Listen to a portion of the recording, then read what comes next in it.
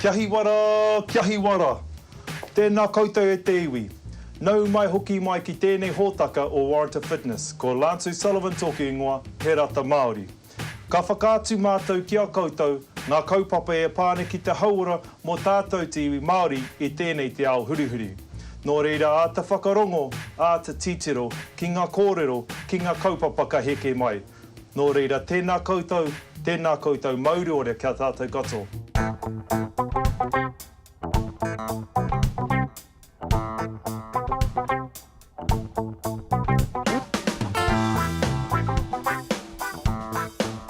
I'm the Māori Gout Educator for Arthritis New Zealand in Counties Manukau DHB. I started about 18 months ago, and the area that I cover is South Auckland and Franklin area. I do gout clinics, that's one-on-one sessions with Māori patients. You know, we've got to go to where our whānau are. Ko tētahi o ngā mahi a Victoria, ko te whakahaere ngā wānanga mātauranga ki ngā marae me ngā wāhi hauora ki Tāmaki Makaurau ki te tonga me te rohe o Franklin. I tēnei rā, kei te hui mana tāne ki te marae o Manurewa, ko te manako kia awhina i ngā tāiohi e taka ana ki te he.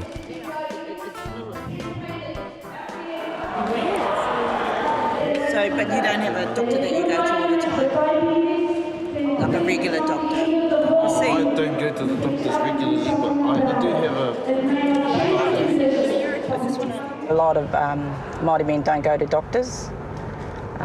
Also, they're not being compliant, like taking their medications. If you don't do anything about it, like being on medication and watching what you eat and diet and drinking, but it's not just the food that we eat and drinking beer or drinking soft drinks.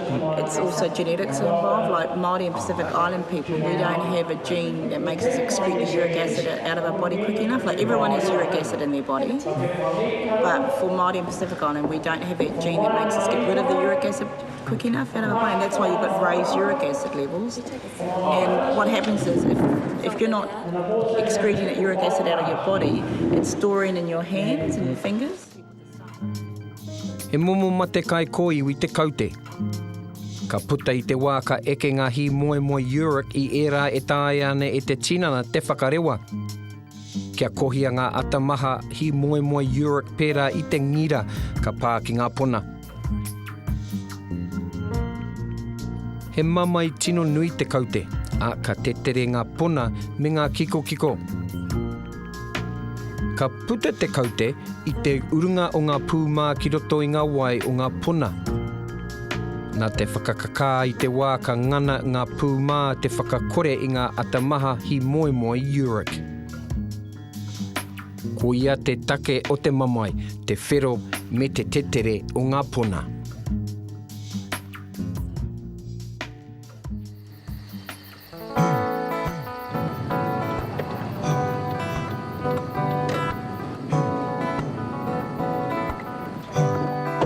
I te wai ma te haere ngā tākihi o Richard Harris, ka puta hoki tana kaute.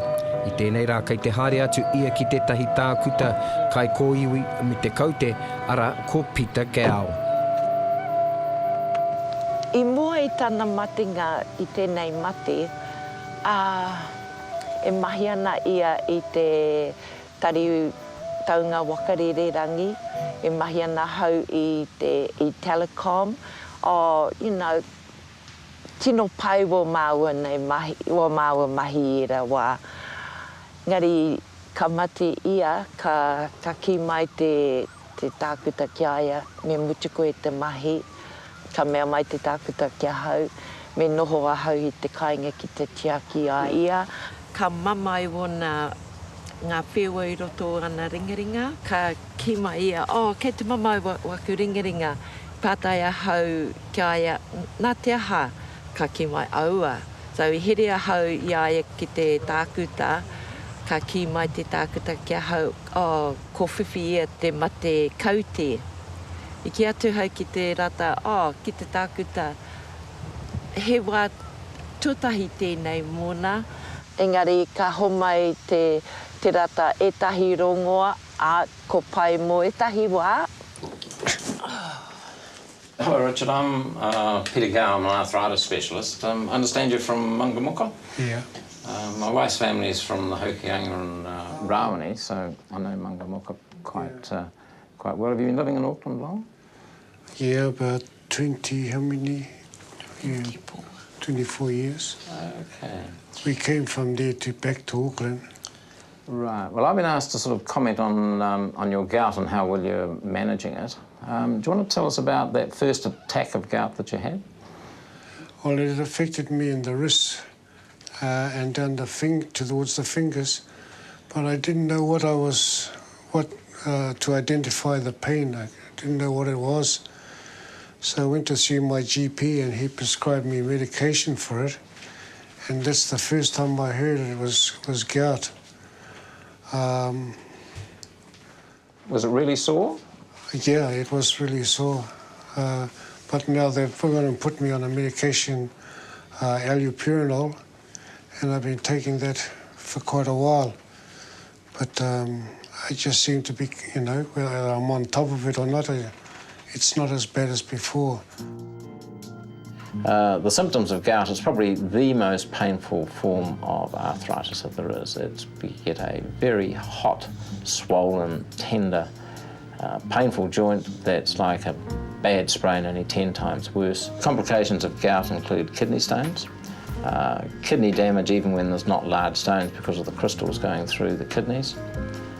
Those gouty lumps called tophi, which can ulcerate and break down and can be difficult to heal.